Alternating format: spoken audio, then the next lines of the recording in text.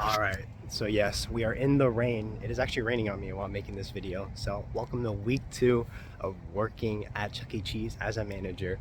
And let me start off this video by saying how much I hate the kitchen, okay? I think I've expressed very much displeasure when I started working at the kitchen at Pollo Campero. And once again, I think in week 2, they had me starting working out in the kitchen, which I wasn't really used to in week 1. But when we went from, I guess, basically just kind of watching videos and kind of just shadowing people instead of actually doing stuff, I guess I got a sense of entitlement, because working in kitchen has brought me back down to reality. And yes, I will tell you guys right now, the kitchen at Chuck E. Cheese is not easy, and that's a weird thing to say, especially knowing how hard it is working at Pollo Campero's kitchen. But I will tell you, it is not easy starting out, because I had no idea how to make pizza. I had no idea how to freshly make a pizza. I had no idea how to cook pizza, package the wings, all this other things that I would normally not do at Pollo Campero. That was new to me at Chuck E. Cheese. So let me list the first things. So after week 1, they had me starting to do kitchen work before really interacting with the customers. Yes, I'm way better at being a cashier than I am a kitchen person, but they wanted to work everything before they would officially start me on my shift days, which would basically mean I'd be running the shift on my own. So obviously I would have to know how to do everything before that time comes, and that's honestly completely fine with me. Now the problem is, one of these things include kitchen, and even though they told me I wouldn't be doing kitchen as much, and that's completely fine with me, I've started to realize that I am actually someone that just wants to help out in kitchen maybe from time to time, but it's not someone that actually wants to be in the kitchen like constantly, like making sure food is getting prepped, making sure food is like going out and everything. Because let me tell you something, guys, because there's not as much staff in the kitchen at Chuck E. Cheese as there would be at like another fast food restaurant. You have a person on the grill, fryer, or whatever. You're kind of just left to do it on your own when you don't have anyone else. And when there is someone else, there's like maybe one person. But then just think about it like this. You have one person that just makes the complete order by itself, right? That's basically how it would work. And then you would have like one other person like prepping. And most of the time you only have one person in the kitchen. So that would basically mean you, as the manager, you're either A, prepping the food, or B, making the orders all on your own. And as someone that was brand new to just even making food in general, even though I've been a manager at other locations, this isn't making a smoothie, guys. You know what I mean? I might have been a GM at Smoothie King, but this ain't making a smoothie. I mean, I guess you can say this isn't making a chicken, but you kind of just grill the chicken and then the sides are already pre-made for you because they all came in bags, basically, right? Is that a trade secret? Did you guys know we actually don't make the sides at Pollo Campero? Yeah, okay, anyways, it's all bagged food, but it's fast food. What do you expect? It still tastes really good though. But with all that in mind, you know what I mean? Like, if you're not doing one thing, you're doing the other thing on your own. And all of it, like, as someone that was brand new, was very hard. And if I don't have any videos to show y'all, I wish I did. Because I remember when I was making dough, I recorded a video that only lasted for 2 seconds because it turned off on itself. And I was showing the dough that I made. I was super happy. And that video did not go through. So if I have any videos, I'll be playing them while I'm talking. But damn, kitchen was hard work, y'all. And let me tell you, the thing I hated most, I think, about kitchen was finding out how much invested Chuck E. Cheese is to making their food. So once again, from what I understand from working week 1, they have a thing where people think the cheese is fake or the pizzas are like, I don't know, fake slices. I think the idea was like they were reusing slices, right, to make their pizzas, because Shane Dawson did a video about it. From what I understand from upper management, they got lawyers involved and everything got cut down real quick. But because of everything that happened, it still kind of stood within the public opinion. Now, I will tell you something right now, guys. Sometimes the pizzas can look a little weird depending on how you cut them. And I will tell you, I messed up cutting the pizzas probably about 10 or 15 times as of making this video. And I was after like 2 days. Because you would think, oh, cutting a pizza is easy. Yeah, well, if you don't know how to cut a pizza, I mean, it is kind of basic math if you just angle it correctly. But if you angle it the wrong way and you're thinking about the other angle, oh yeah, you just completely F up that pizza. And that pizza starts looking real horrible. And I'm sorry to any of the people that got my pizzas, because yeah, I might have cut like, I had to like cut in the middle of some slices instead of doing a whole cut, if that makes any sense. And yeah, it just was a really bad experience overall cutting the pizzas for the first few hours. But after a while of getting used to it, I'm gonna be honest, I think I'm a lot better for it.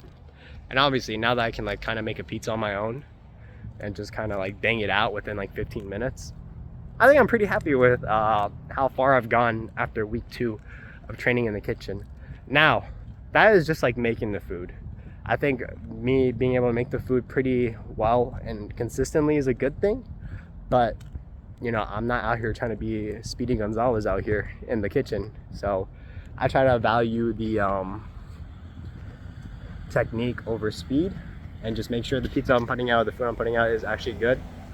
And so the big thing I hate about working in the kitchen in week 2 would be prepping. Prepping is horrible, as usual. Prepping by yourself, very fun. The people I've been working with have been doing it their whole lives.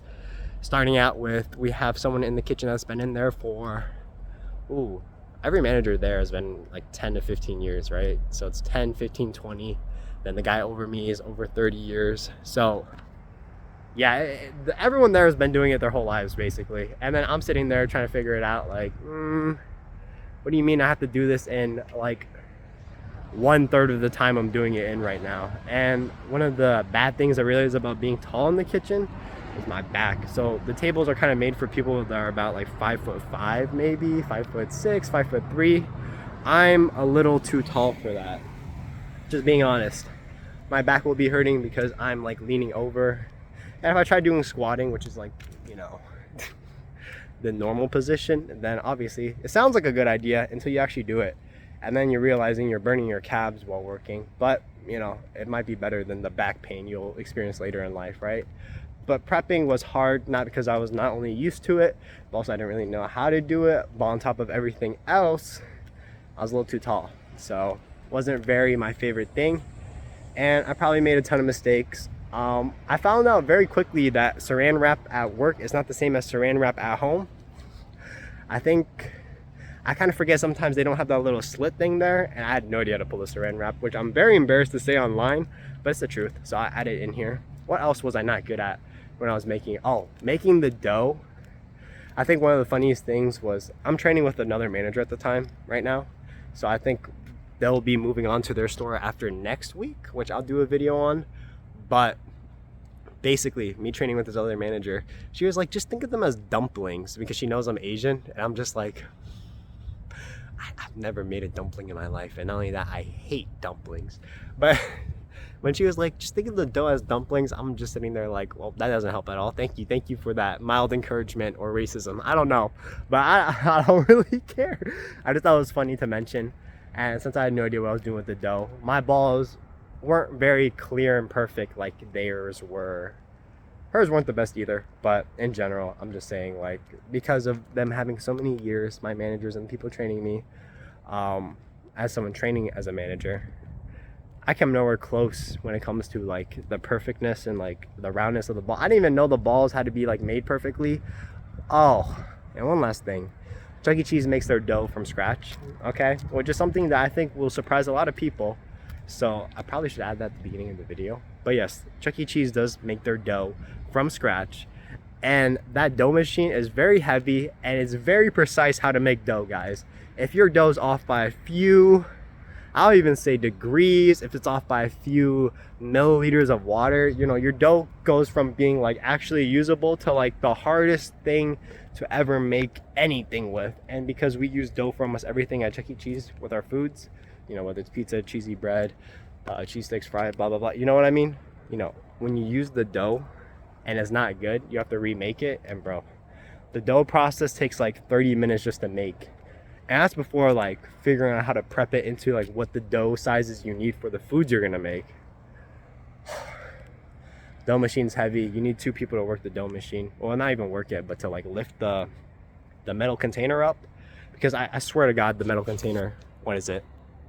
It's like 30 pounds of water. Is that how it works? So it's like 80 pounds. Like the metal thing has to be at least like 30 or 40, right? It's heavy. So dough is not an easy task.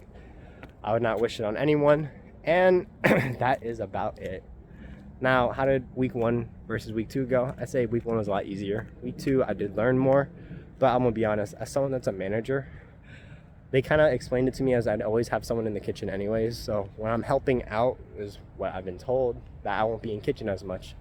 So even though I did it for about, I'd say I did prepping for 1 day, I did cooking for like half a day. I don't even know. They mainly had me in the front doing cashier, and like the 2.5 to 3 days that I did working in like the kitchen or like doing stuff prepping or learning other prep, not good, not fun. So yeah, that's about it. I think that really recaps everything.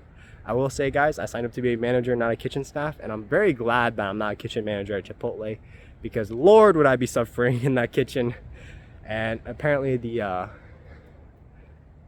reviews of the Chipotle near my place have gone down recently with the new management. So hey, I'm not saying anything, but you know, I guess they missed out on someone. But anyways, not like I would want to go there again, or in general, because it's not really again if I never got accepted officially, right? So yeah, that's about it. Thanks so much for watching. My name is Roman. Have an awesome day, and see you guys next week for week 3, where it'll be my last week with the other manager. We'll see how that goes with her and me, and what I'll be doing. Hopefully not kitchen. Take care. Bye.